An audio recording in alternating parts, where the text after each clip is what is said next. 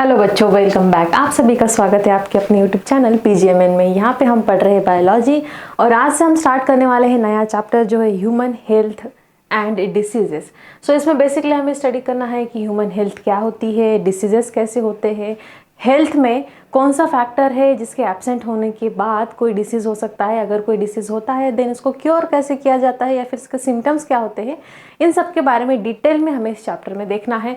So start करते हैं।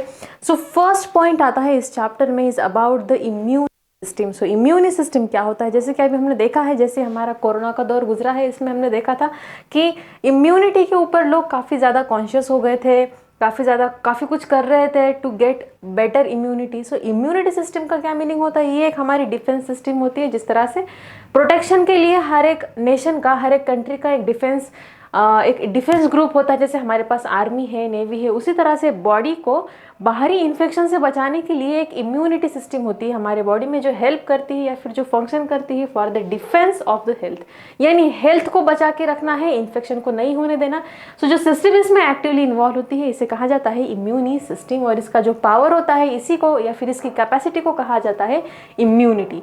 सो immunity का मीनिंग होता है कि हमारी इम्यून सिस्टम कितना एक्सटेंड तक काम कर रही है या फिर इसका पावर कितना है, इसी को सिंपल इम्यूनिटी या फिर इसी को इम्यूनिटी कहा जाता है। अभी हमारे इम्यूनिटी सिस्टम में दो इंपॉर्टेंट कंस्टिट्यूएंट होते हैं, एक होता है एंटीजन और एक होता है एंटीबॉडी। एंटीजन का मीनिंग होता है बाहर से आने वाला ऐसा सब्सटेंस जो हमारी इम्यूनिटी सिस्टम को एक्टिव करता है। इम्यूनिटी सिस्टम बस उसी टाइम पे एक्टिव होती है जब इसे लगता है कि बाहर से आने वाला कोई मटेरियल, कोई सब्सटेंस हमारे बॉडी को या फिर हमारी इम्यूनिटी सिस्टम, हमारे हेल्थ सिस्टम को नुकसान पहुंचा सकता है। इस कंडीशन में क्या होता है, हमारी इम्यूनिटी सिस्टम एक्टिव हो जाती है।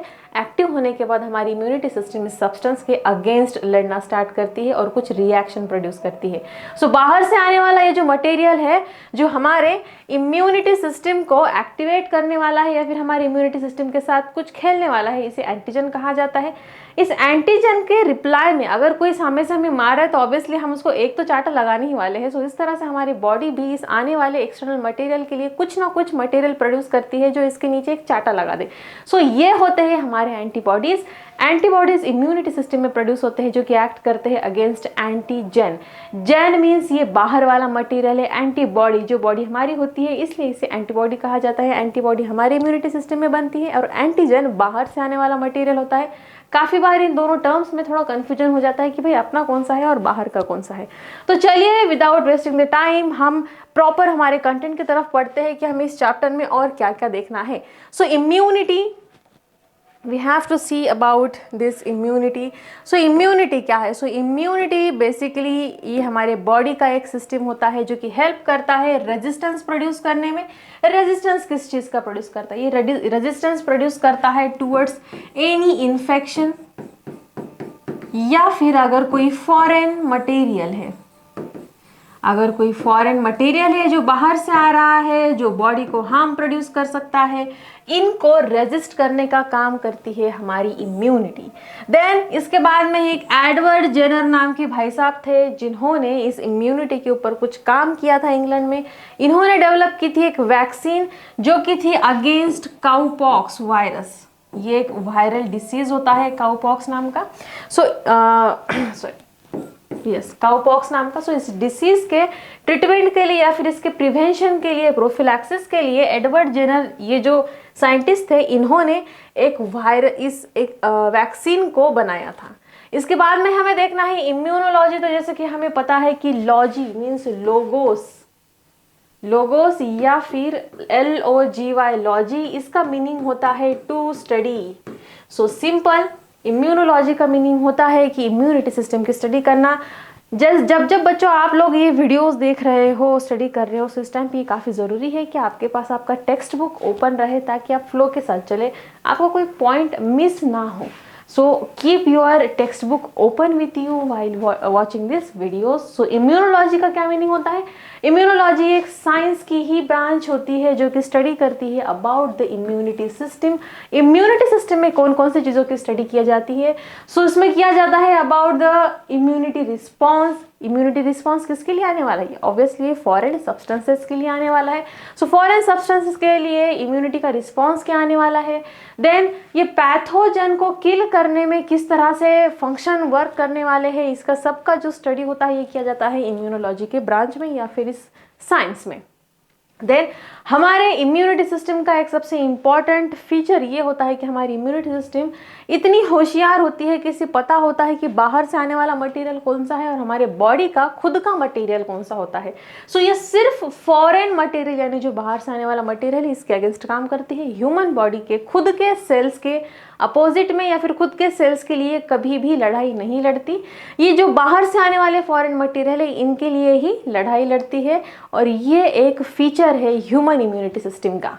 ओके, सो इसी को कहा गया है यहाँ पे कि डिस्टिंग्विश कर सकती है बॉडी के ओन सेल को और नॉन सेल्फ यानी कि बाहर से आने वाले सेल्स के बारे में डिस्टिंग्विश कर सकती है। और अगर कोई फॉरेन सब्सटेंस हमारे बॉडी के अंदर आ रहा है और इसके बाद हमारी इम्यूनिटी सिस्टम को या फिर इम्यूनिटी के रिस्पॉन्स को, जिसे इम्यून रिस्पॉन्स भी कहा जाता है, इसे एक्टिवेट कर रहा है, सो इस टाइप के सब्सटेंस को एंटीजन कहा जाता है। सो इतना याद रखना है बच्चों आपको कि एंटीजन का मीनिंग क्या होता है। So it is any foreign material, ये कोई भी एक फॉरेन मटेरियल होता है जो कि एबल होता है हमारे बॉडी के इम्यूनिटी रिस्पॉन्स को प्रोड्यूस करने के लिए। नाउ कुछ केमिकल्स प्रोड्यूस होते हैं हमारे बॉडी में जैसे ही कोई एंटीजन बॉडी में एंटर होता है। सो जो केमिकल प्रोड्यूस हुए हैं इस एंटर हुए एंटीजन के विरुद्ध लड़ने में, सो इन्हें कहा जाता है antibodies. So antigen and antibody में आपको कंफ्यूजन बिल्कुल भी नहीं रखना है। एंटीबॉडी है एंटीजन यानी जो बाहर से आने वाले हैं। तो चलिए आगे बढ़ते हैं। अभी हमें देखना है कि इम्यूनिटी के टाइप्स कौन कौन से होते हैं, ये पावर जो हमें दी गई है इस पावर के कौन से टाइप है। सो बेसिकली इसके दो टाइप्स होते हैं, एक होता है इनेट और एक होता है एक्वायर्ड। सो हम फर्स्ट स्टार्ट करते हैं with the innate immunity system. So क्या होता है? सो इनेट इम्यूनिटी सिस्टम, इसी को इनबॉर्न इम्यूनिटी सिस्टम कहा जाता है। अभी आपको इस वर्ड पे से पता चलने वाला है। सो इनबॉर्न का मीनिंग होता है कि जो हमें जन्म से ही मिल रहा है, हम जैसे पैदा हुए उस टाइम से हमें जो इम्यूनिटी या फिर जो पावर मिल रही है फॉर डिफेंस, इसे इनबॉर्न इम्यूनिटी या फिर इनेट इम्यूनिटी कहा जाता है। सो चलिए देखते हैं। सो सबसे पहले ये एक नेचुरल इम्यूनिटी है, यानी ये नेचर से ही, बाय नेचर ही हमें मिलने वाला है और इसका it is not affected by the prior contact with micro organism. और इसका माइक्रो ऑर्गेनिज्म के इफेक्ट, मतलब माइक्रो ऑर्गेनिज्म अगर हमारे कॉन्टैक्ट में आ रहे हैं उस टाइम पे इस इम्यूनिटी सिस्टम को कोई भी हार्म नहीं होता, ये इम्यूनिटी सिस्टम सफिशिएंटली वर्क कर पाती है। ओके, देन अगेन इसके बारे में कुछ स्पेसिफिक कंडीशंस जो है ये है कि ये एक नॉन स्पेसिफिक होती है, यानी ऐसा नहीं है कि सिर्फ ये किसी स्पेसिफिक बैक्टीरिया के लिए ही काम करने वाली, नहीं, it is a non specific system. और ये जनरली जितने भी पैथोजेंस होते हैं इनके बारे में या फिर इनके लिए इम्यूनिटी का रिस्पॉन्स प्रोड्यूस करती है। नाउ इसमें various types and various barriers देखे जाते हैं। बैरियर्स का क्या मीनिंग होता है यहाँ पे कि इसके अंडर कौन से बैरियर्स या फिर कौन सी चीज़ें ऐसी है जो इस इम्यूनिटी सिस्टम के अंडर काम करती है और हमें प्रोटेक्ट करती है अगेंस्ट दी पैथोजेंस। सो चलिए देखते हैं। सो इसमें फर्स्ट आता है हमारा इपिथेलियल सरफेस। सो इपिथेलियल सरफेस का क्या मीनिंग होता है? जो हमारे बॉडी की बाहर की कवच, बाहर की जो त्वचा होती है, जो हमारी स्किन होती है, it is the epithelial surface. So ये इपिथेलियल सरफेस किस तरह से बैक्टीरिया के लिए या फिर पैथोजेंस के लिए एज अ बैरियर काम करता है? सो सिंपल, अगर हमारे बॉडी के ऊपर स्किन नहीं होती देन हमारे मसल्स डायरेक्टली ओपन रह सकते थे या फिर हमारे ब्लड वेन्स डायरेक्टली एनवायरनमेंट के कांटेक्ट में रहते थे, यानी इसके ऊपर से कोई भी पैथोजन डायरेक्टली अटैक कर सकता था। सो हमारी जो स्किन होती है ये बॉडी को बाहर से कवर करती है और एक प्राइमरी बैरियर प्रोड्यूस करती है, यानी अगर किसी भी पैथोजन को इन्वेड होना है इनसाइड द बॉडी, सो उसको इस स्किन के लेयर के थ्रू पास होना पड़ेगा। सो दैट्स वाई फर्स्ट जो बैरियर आता है हमारे इम्यूनिटी सिस्टम का ये होता है इपिथेलियल सरफेस और ये हमें फ्रॉम बर्थ मिलता है। दैट्स वाई ये इनेट इम्यूनिटी सिस्टम का पार्ट है। नेक्स्ट आता है हमारा antibacterial substances in blood and tissues. इसका मीनिंग होता है ब्लड एंड टिश्यूज में हमारे ऑलरेडी कुछ इस तरह के केमिकल मटेरियल प्रेजेंट होते हैं जो माइक्रो ऑर्गेनिजम्स की ग्रोथ के लिए या फिर उनके लिए सही नहीं होते। एंड जैसे ही अगर कोई मटेरियल ब्लड में आता है या फिर किसी टिश्यू में जाता है कोई पैथोजन, सो डायरेक्टली इसके ऑलरेडी जो फिजियोलॉजिकल कंडीशंस यहाँ पे मेंटेन होती है ब्लड एंड टिश्यू में, इसके कारण वो वहीं पे किल हो जाता है। सो ये था एंटीबैक्टीरियल सब्सटेंसेस। सो इसके बारे में और थोड़ा बहुत देखते हैं हम डिटेल।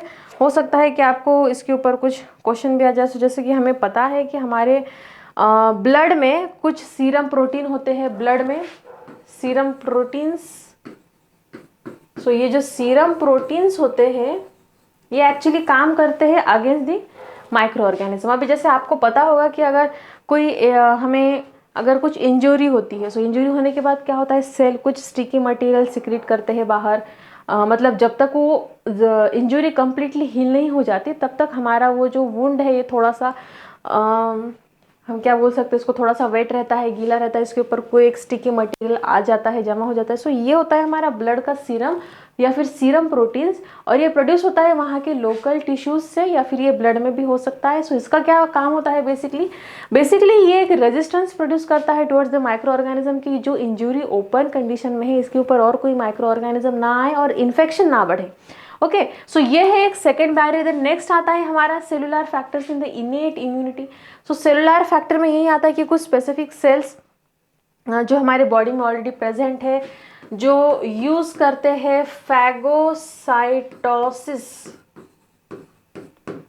अब ये फैगोसाइटोसिस क्या होता है? सो फैगोसाइटोसिस का मीनिंग होता है कि अगर कोई बाहर से मटेरियल आ रहा है इनसाइड द बॉडी, देन कुछ ऐसे सेल होते हैं जो डायरेक्टली एंगल्फ कर लेते हैं। यानी मान लीजिए कि ये हमारा फैगोसाइटिक सेल है और इधर से कोई बाहर से इस तरह का मटेरियल आ रहा है। सो ये सेल क्या करता है, अपने आप का ऐसा इस तरह से शेप चेंज करके इस वाले बाहर का जो पैथोजन था इसको खा लेता है या फिर इसको कंप्लीटली अपने अंदर ले लेता है। सो ये जो मैकेनिज्म होता है इसे कहा जाता है फैगोसाइटोसिस। और कुछ मैक्रोफेजेस या फिर कुछ नेचुरली किलर सेल्स जो हमारे बॉडी में प्रेजेंट होती है ये इस तरह का मैकेनिज्म प्रोड्यूस करती है और ये एक इनेट इम्यूनिटी सिस्टम का पार्ट होता है। इसके बाद में हमें नेक्स्ट देखना है फीवर। सो फीवर का मीनिंग होता है सिंपल, जो हमें बुखार आता है। सो एक्चुअली ये एक इम्यूनिटी का ही रिस्पॉन्स होता है। जब भी कोई फॉरेन मटेरियल हमारे बॉडी पर अटैक करता है सो उसका डिफेंस के लिए बॉडी कोई ना कोई कंडीशन अपनी चेंज करती है। सो इसमें आता है फीवर। बॉडी का टेम्परेचर अगर एक्स्ट्रा हाई हो जाए सो ये क्या करता है, माइक्रो ऑर्गेनिजम्स के लिए अगर हमारा बॉडी टेम्परेचर एक सुटेबल टेम्परेचर है उनकी, 37 डिग्री हमारा जनरली बॉडी का टेम्परेचर होता है। सो ऐसे कोई माइक्रो ऑर्गेनिज्म हो सकते हैं जो क्या कर सकते हैं, इतने डिग्री सेल्सियस के ऊपर अच्छे से खा पी के सर्वाइव कर सकते, बट हमें ये नहीं चाहिए। सो हमारी बॉडी क्या करती है, माइक्रो ऑर्गेनिज्म के रिस्पॉन्स में बॉडी का टेम्परेचर बढ़ा देती है और बॉडी का टेम्परेचर बढ़ने के कारण ये जो माइक्रो ऑर्गेनिज्म है या फिर जो अनवांटेड पैथोजेंस है इनको सुटेबल एनवायरनमेंट नहीं मिल पाता और ये डायरेक्टली किल हो सकते हैं या फिर इनका एटलीस्ट एक्सटेंड कम हो सकता है रिप्रोडक्शन का या फिर इनके सर्वाइवल का। सो दैट्स वाई इस इम्यूनिटी सिस्टम के रिस्पॉन्स में ही हमारी बॉडी फीवर को प्रोड्यूस करती है या फिर बॉडी के सेल्स को इंक्रीज कर सकती है। देन इसके बाद आता है अक्यूट फेज प्रोटीन्स या फिर APPs। सो अब इसमें क्या होता है, सो एक्चुअली जब भी हमारे पास बॉडी में या फिर बॉडी के ऊपरी कहीं से इंजरी हो जाती है सो यहाँ पे कोई प्लाज्मा प्रोटीन का जो कॉन्सेंट्रेशन है ये थोड़ा सा इंक्रीज हो जाता है।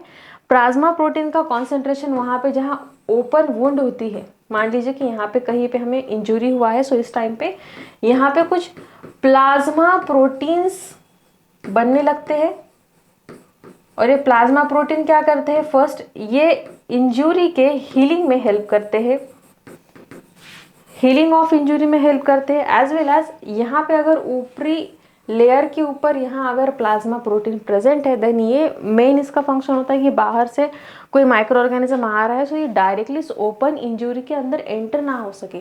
सो ये सब है बैरियर्स या फिर फैक्टर्स जो एक्ट करते हैं in the innate immunity system.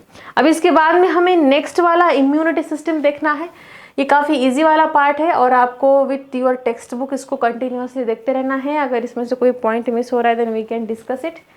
Okay then yes, इसमें एक पार्ट था अबाउट द कंजक्टिवा। कंजक्टिवा यानी हमारी जो आँखें होती है, हमारे आँखों से लैक्रिमल का सिक्रेशन होता है।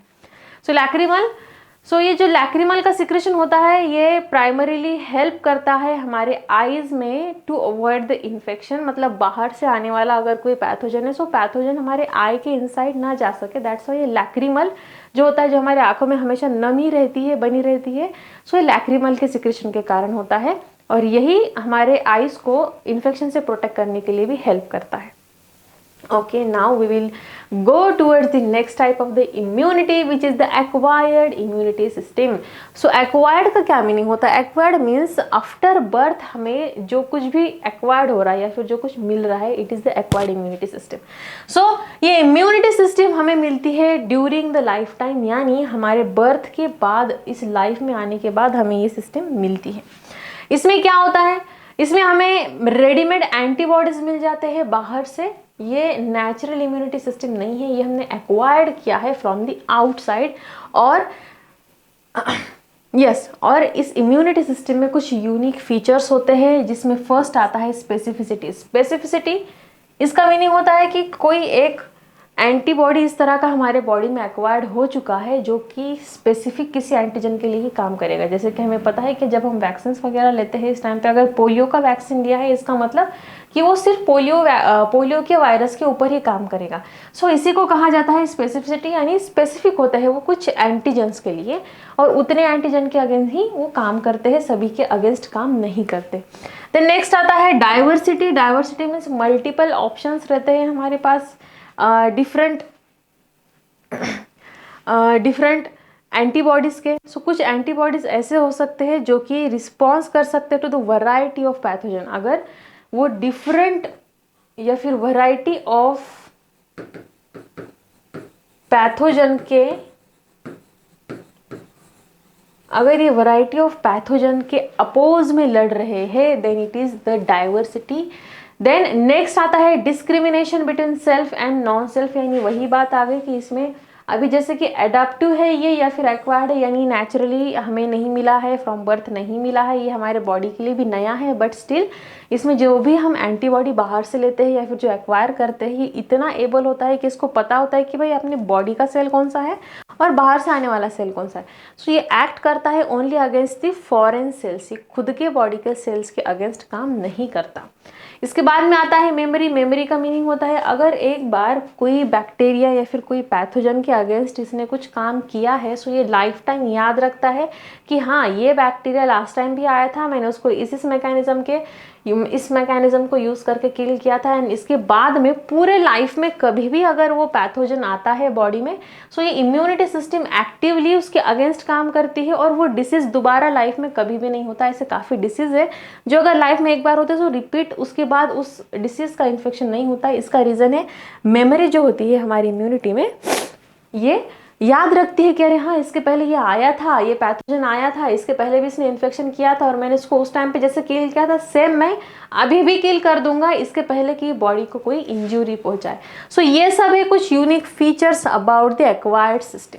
अभी एक्वायर्ड में भी और कोई टाइप्स है. एक है natural acquired active immunity and second आता है artificial acquired immunity system, yes active immunity system. तो चलिए देखते हैं इसके बारे में कि इन सब टाइप्स में क्या है.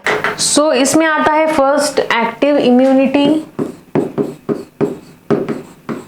इस एक्टिव इम्यूनिटी के ये सब टाइप्स होते हैं, जिसमें एक है नेचुरल एक्वायर्ड एक्टिव इम्यूनिटी. सो इसमें क्या होता है, it happens because of the simple pathogen का अटैक.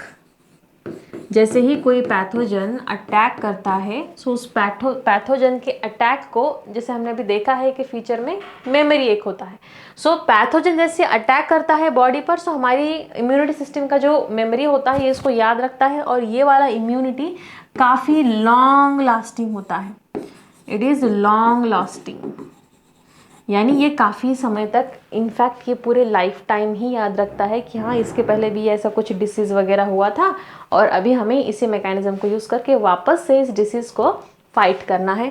सो नेचुरल एक्वायर्ड में आता है कि इसमें कोई एक्सटर्नल ऐसा कुछ मिलता नहीं है रेडीमेड, बट हमारी बॉडी एक सिस्टम को डेवलप करती है और लाइफ टाइम इस सिस्टम को वैसे ही बना कर रखती है. सो ये होता है नेचुरल एक्वायर्ड एक्टिव इम्यूनिटी. इसके बाद में आता है आर्टिफिशियल एक्वायर्ड एक्टिव इम्यूनिटी. सो इसके अंदर क्या किया जाता है, इसमें डायरेक्टली हमें कुछ एंटीजन इंसर्ट किए जाते हैं बॉडी में. एंटीजन इंसर्ट करने के बाद फिर हमारी सिस्टम एक्टिव हो जाती है और इसे पता लगता है कि हाँ इस तरह का अगर वापस से कोई एंटीजन आता है देन हमें इसको फाइट करना है.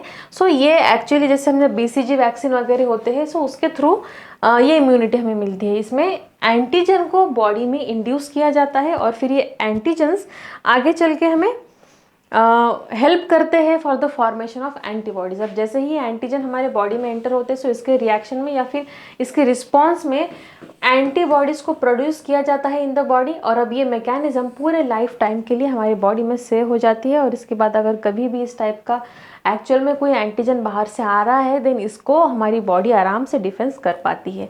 इसके बाद में हमें देखना है about the passive immunity system.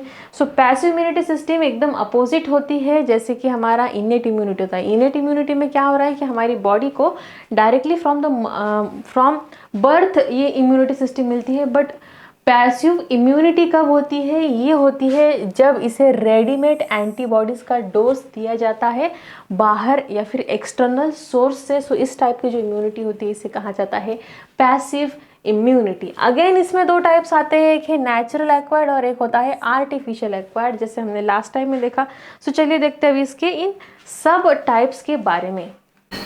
सो अब इसमें जो नेचुरल एक्वायर्ड पैसिव इम्यूनिटी होती है, सो इसमें कहीं ना कहीं नेचुरल है। सो इसका मीनिंग है कि ये मिलती है फ्रॉम द, जैसे कि कोलोस्ट्रम हमने देखा था, कोलोस्ट्रम या फिर जो मदर का फर्स्ट मिल्क होता है इसमें से मिलती है। उसके बाद में जो हमारा अम्बिलिकल कॉर्ड होता है, इसके थ्रू जो हमारी मतलब जो प्रेग्नेंट लेडी लेती है खाना पीना, उनका न्यूट्रिशन, उनका नरिशमेंट, सो ये सब अम्बिलिकल कॉर्ड के थ्रू फीटस तक जाता है और ये इसके लिए एक इम्यूनिटी सिस्टम की तरह एक्ट करता है। सो ये सब हो गए नेचुरल एक्वायर्ड पैसिव में।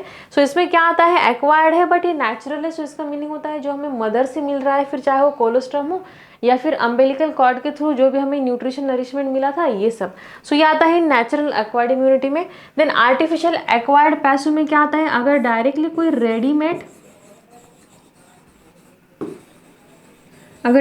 कोई रेडीमेड एंटीबॉडीज बॉडी में इंसर्ट कर रहा है, ये हो सकता है in the case of vaccine वगैरह। सो इस टाइप के जो कंडीशन होती है इसे कहा जाता है artificially acquired passive immunity. Simple इसमें क्या है, डायरेक्टली जो एंटीबॉडीज चाहिए, जो एक्चुअल जो सोल्जर्स चाहिए लड़ाई करने के लिए, डायरेक्टली इन्हें ही इंसर्ट किया जाता है। So this is the artificially acquired passive immunity system. और ये जो टाइप्स ऑफ इम्यूनिटी है ये सब काफ़ी ईजी वाले पॉइंट्स है और आपको अच्छे से याद रखना है ताकि आप इसके बारे में डिटेल में लिख सको। बोर्ड एग्जाम में काफ़ी बार इसके ऊपर क्वेश्चन आता है। सो अभी चलते हैं आगे की तरफ और आगे हमें देखना है कुछ सेल्स ऑफ इम्यूनिटी सिस्टम। सो चलिए मेरे साथ आगे बढ़ते हैं। सो अभी हमें आगे देखना है about the cells of immunity system की इम्यूनिटी सिस्टम में सेल्स कौन से इन्वॉल्व होते हैं। सो फर्स्ट है lymphocytes. So lymphocytes actually arise होते हैं फ्रॉम द स्टेम सेल, यानी कि स्टेम सेल से ये बनते हैं। और अगर फीटस की बात करें तो फीटस में ये लीवर में पाए जाते हैं और इन केस ऑफ एडल्ट्स ये बोन मैरो में पाए जाते हैं। नाउ अभी लिम्फोसाइट्स में कुछ ऐसे सेल्स होते हैं जो कि गट वाले पोर्शन में एसोसिएट होते हैं। सो इन्हें कहा जाता है टॉन्सिल्स। जो हम सुनते हैं ना कि किसी के टॉन्सिल्स फूल जाते हैं, गले के पास वाला जो पोर्शन होता है। सो कुछ लिम्फोसाइट्स जो यहाँ पे एसोसिएट हो जाते हैं, यहीं पे रुक जाते हैं। सो इन्हें कहा जाता है बी लिम्फोसाइट या फिर बुर्सल भी कहा जाता है, और ये भी इम्यूनिटी सिस्टम में कंट्रीब्यूट करते हैं। देन नेक्स्ट एक है T lymphocyte. So T lymphocyte का मीनिंग होता है कुछ लिम्फोसाइट जो टूवर्ड्स द थाइमस चले जाते हैं, इन्हें कहा जाता है टी लिम्फोसाइट्स। इसके बाद में हमें देखना है कुछ मैकेनिज्म ऑफ रिस्पॉन्स कि किस तरह से हमारे टी लिम्फोसाइट्स जो है ये रिएक्ट करते हैं। सो चलिए बढ़ते हैं आगे और देखते हैं इस टी लिम्फोसाइट का कुछ रिएक्शन। सो कुछ मैकेनिज्म ऑफ रिस्पॉन्स होते हैं जो ये टी लिम्फोसाइट यूज करती है और प्रोड्यूस करती है हमारी इम्यूनिटी को। सो फर्स्ट आता है हेल्पर टी सेल। सो ये हेल्पर टी सेल्स को एक्टिवेट कर देते हैं और हेल्पर टी सेल्स फिर आगे प्रोलिफरेशन एंड स्टिमुलेशन करते हैं अदर सेल्स का। प्रोलिफरेशन एंड स्टिमुलेशन का मीनिंग है, प्रोलिफरेशन मतलब अगर वो नहीं है, कहीं प्रेजेंट नहीं है, तो उनको प्रोलिफरेट करो, उनको बनाओ एंड देन स्टिमुलेट करो फॉर द इम्यूनिटी रिस्पॉन्स। तो ये काम होता है by the helper T cell. इसके बाद में नेक्स्ट टाइप है किलर टी सेल। इसका नाम ही हमें बताता है किलर टी सेल। भाई कुछ भी नहीं देखता, ये डायरेक्टली अटैक करता है जो भी पैथोजन आता है और उसको किल या डिस्ट्रॉय कर देता है। इसके बाद में आता है सप्रेसर टी सेल। सो सप्रेसर टी सेल जो है ये एक्ट करता है ऑन द इम्यूनिटी सिस्टम और पूरी इम्यूनिटी सिस्टम को ही स्टॉप कर देता है या फिर सप्रेस करता है। इसके कारण क्या होता है, इम्यूनिटी सिस्टम अगर एक्टिव होती है देन हमें कुछ सिम्टम्स नजर आते हैं जो कि होते हैं मे बी फीवर है या फिर स्वेलिंग वगैरह इस टाइप के। सो ये वाला जो टी सेल होता है ये एक्चुअल में इम्यूनिटी सिस्टम को ही सप्रेस कर देता है। दैट्स व्हाई कोई भी इम्यूनिटी रिस्पॉन्स नहीं नजर आता। एंड इसके बाद में आता है मेमोरी टी सेल। सो मेमोरी टी सेल सिंपल बस मेमोरी में फिट कर देता है कि अगर कोई पैथोजन आया तो इसे किस तरह से इस पैथोजन के साथ लड़ना है और किस तरह से एक्टिविटी दिखानी है ताकि बॉडी को कोई हार्म ना हो। सो ये थे mechanism of action for the lymphocytes या फिर टी लिम्फोसाइट्स। चलिए अभी आगे बढ़ते हैं और देखते हैं नेक्स्ट पॉइंट। सो नेक्स्ट हमें देखना है कि बी लिम्फोसाइट्स, इनका मैकेनिज्म ऑफ एक्शन कैसा होता है। सो बी लिम्फोसाइट्स अगेंस्ट एंटीजन जब भी एक्ट करते हैं तो सिंपल ये प्लाज्मा सेल्स में जब सिक्रीट होते हैं देन ये वहाँ पे प्रोड्यूस करते हैं सम ग्लाइकोप्रोटीन्स एंड ये ग्लाइकोप्रोटीन्स का ही मीनिंग होता है जो हम एंटीबॉडी बोलते हैं। सो इस एंटीबॉडीज़ को प्रोड्यूस किया जाता है और ये एंटीबॉडी फिर पूरे ब्लड में या फिर जितना भी हमारा बॉडी फ्लूइड है ये पूरे बॉडी फ्लूइड में सर्कुलेट होते हैं और फिर एक्शन करते हैं। सो बॉडी फ्लूइड में जब ये सर्कुलेट होते हैं उस टाइम पे ये क्या क्या करते हैं। सो फर्स्ट है एग्लूटिनेशन। एग्लूटिनेशन का मीनिंग होता है कि अगर कोई फॉरेन बैक्टीरिया इन्हें पता चला कि यहाँ पे सो इसका एग्लूटिनेट कर दो, यानी इनको जमा दो। जिस तरह से जैसे कि दूध फट जाने के बाद इसका एक वाइट मैटर एक तरह से एग्लूटिनेशन प्रोड्यूस करता है, यस, जैसे पीपीटी प्रोड्यूस होती है हमारी, उस तरह से एक मटेरियल यानी कि ये क्या करते हैं एग्लूटिनेट कर देते हैं उस पैथोजन को और इस तरह से वो पैथोजन कहीं ना कहीं डिफिशिट हो जाता है, यानी कि उसे कोई ना कोई दिक्कत आती है और वो फिर इन्फेक्शन नहीं प्रोड्यूस कर पाता। इसके बाद में आता है ऑप्सोनाइजेशन। सो इसके अंदर क्या करते हैं डायरेक्टली एक बैक्टीरिया को कोटिंग प्रोवाइड की जाती है इस सेल से। मान लीजिए कि ये कोई बैक्टीरिया है बाहर से आया हुआ और ये हमारे सेल्स को पता चल गया, देन ये क्या करते हैं इसको एक कोटिंग प्रोड्यूस करती है। यहाँ पे इन्होंने इसको मारा या किल नहीं किया है, बस इसको एक कोटिंग दी है। कोटिंग क्यों देते हैं? बिकॉज इन दिस प्रोसेस ये फैसिलिटेट करते हैं कि हमारे बाद आने वाले जो भी इम्यूनिटी सेल्स, ये इम्यूनिटी सेल क्या करेंगे इसको, ये इन्हें इम्यूनिटी सेल को पता चल जाएगा कि हाँ जिन सेल्स को कोटिंग किया है हमें इन सेल के साथ कुछ ना कुछ करना है। सो इसलिए ये प्रीवियसली क्या करते हैं, ये बस इस सेल्स को कोट प्रोड्यूस करते हैं और ये कोट के कारण दूसरे जो किलर सेल्स होते हैं डायरेक्टली क्या करते हैं इन सेल्स को एंगल्फ कर लेते हैं। इसके बाद में आता है न्यूट्रलाइजेशन। सो सिंपल न्यूट्रलाइजेशन का मीनिंग होता है जो भी बैक्टीरिया टॉक्सिन्स को रिलीज करता है बॉडी में, इन टॉक्सिन्स को न्यूट्रलाइज कर देना या फिर इन बैक्टीरिया को डायरेक्टली बाय एंगल्फ या फिर उन्हें खा करके किल कर देना, यानी वो जो कुछ भी टॉक्सिन वहाँ पे रिलीज कर रहे हैं इसको स्टॉप कर दिया जाता है। सो ये तीनों भी मैकेनिज्म आते हैं in the B lymphocytes against the antigen. ना इसके बाद में एक छोटा सा टॉपिक है which is antigen presenting cell. So simple इसमें भी यही आता है एंटीजन प्रेजेंटिंग सेल में कि ये सेल क्या करते हैं, ये सेल इंगल्फ कर देते हैं जो भी बाहर से पैथोजन या फिर जो भी फॉरेन मटेरियल आ रहा है जो इम्यूनिटी सिस्टम को एक्टिव कर रहा है, इन्हें डायरेक्टली ये खा लेते हैं, इंगल्फ कर लेते हैं। इसी को कहा जाता है antigen presenting cells. So now moving forward we will study about the vaccination की वैक्सीनेशन क्या होता है। सो जैसे कि आपने काफ़ी बार सुना होगा कि वैक्सीनेशन मीन्स क्या होता है। सो सिंपल वैक्सीनेशन का मीनिंग होता है किसी अगर एक डिसीज़ के अगेंस्ट अगर हमें लड़ना है और हमारे पास उसकी इम्यूनिटी या फिर हमारे पास उससे लड़ने के लिए जो पावर चाहिए पावर अगर नहीं है then what we can do. So हम क्या कर सकते हैं इस केस में, then in this case we can do कि हमें क्या करना है, बाहर से रेडीमेड कुछ एंटीबॉडीज़ लेना है या फिर हमारे इम्यूनिटी सिस्टम को प्रीवियसली ही एक्टिव करना है। इम्यूनिटी सिस्टम को प्रीवियसली एक्टिव करने के लिए ज़रूरी है कि हमारे बॉडी में कुछ एंटीजन्स प्रेजेंट हो। सो आइदर वैक्सीनेशन में एंटीजन दी जाती है या फिर एंटीबॉडी दी जाती है। ये मतलब ये कम्प्लीटली एक आर्टिफिशियल मेथड होता है। आर्टिफिशियली बॉडी में कुछ इंजेक्ट किया जाता है जो हमारी इम्यूनिटी सिस्टम को आइदर एक्टिव करेगा या फिर हमारे बॉडी में कुछ एंटीबॉडीज़ को रिलीज़ कर देगा जिसके कारण हमारी बॉडी किसी एक स्पेसिफिक डिसीज़ के लिए पूरी लाइफ टाइम के लिए रेजिस्ट हो जाती है, यानी कोई एक डिसीज़ जो हमें पूरे लाइफ में फिर इसके बाद कभी होने ही नहीं वाला।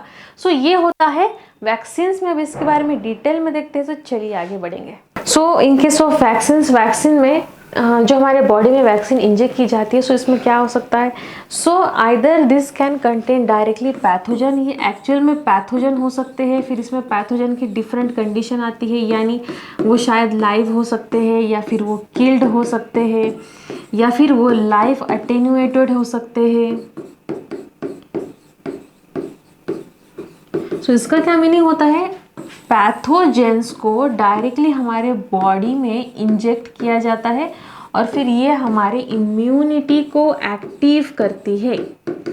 फिर इम्यूनिटी एक बार अगर हमारे एक्टिव हो गई तो हमें पता है कि हमारी इम्यूनिटी में एक फीचर है which is the memory. So life time के लिए इस स्पेसिफिक पैथोजन के लिए एटलीस्ट हमारी बॉडी रेजिस्ट हो जाती है।